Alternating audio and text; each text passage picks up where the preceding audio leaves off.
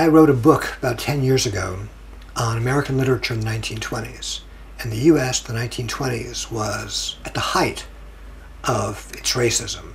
And some of the most important works of American literature, works that even are well known in France, say The Great Gatsby by Fitzgerald, or the works of Hemingway, race is very crucial to them. So I began working on the question of race and studying the question of race, and I was struck right away by the fact that although in many respects people seem to think that race had become differently or less important in the 20th and 21st century than it was in the 1920s, in fact, race continued to play a crucial role, although now, in a certain sense, what was the racism of the 20s had been replaced politically by a new force, the anti-racism of the neoliberal period, our period. Anyway, above all, it was this, is that at the center of a certain notion of social justice in America, and I don't think it's just in America, I think it's in almost all liberal countries right now, is the principle of anti-discrimination. The U.S. had been, for hundreds of years, a racist nation. In some respects, in some important respects, the U.S., Obama to the contrary notwithstanding, still is a racist nation. But so it was crucial to show that the U.S. was seeking to overcome that racism. So you have anti-discrimination plays an absolutely central role. And anti-discrimination does two things. One, if it succeeds, then indeed you begin to get elites who are not just white males.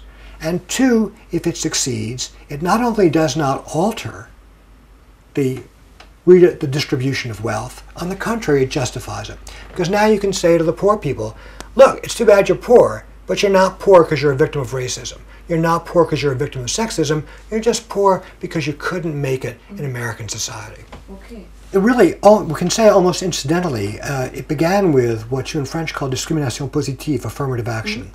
And the effort to get more people of color, above all more African Americans, into American universities.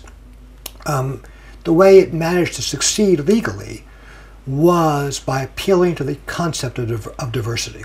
That is, it was possible to argue that it would be better in the universities to have a more diverse population. And diversity then became very quickly a kind of at the center of a certain notion of American social justice. And indeed, what one saw very quickly after that was that the core idea was to diversify the elites of American society. So people began to feel a lot better when the graduating class at Harvard, which would be like here, a graduating class at Sciences Po, looked not just a bunch of white guys, but was black guys and white guys, and actually even girls, people of all different colors. So it was important to everybody that seemed like this was more fair, because after all, everybody could take part. But of course, people graduating from Harvard, like the people graduating from Sciences Po, had always been an elite. The difference now is that the elite came in lots of different colors. Égalité des chances, in English, equality of opportunity, is above all, has nothing to do with trying to establish a more equal society. It has to do instead with trying to justify the inequalities you've got. If you live in a society where you are unable to succeed because you're a woman, you're unable to succeed because you're black, you've been the victim of an injustice. American society today seeks to recognize that injustice. But what we then want to say is, okay, you had a chance. If you had a chance, no one's prejudiced against you because you're a woman, because you're black. You had the same chance as everybody else to succeed. But if you fail, it's on you. It's not our problem. So the great thing that égalité des chances does for any kind of liberal capitalism is it succeeds, or it tries to persuade poor people that they deserve their poverty, although in my experience they don't actually believe it. And it also tries to justify to rich people that they deserve their wealth, and actually they all do believe that.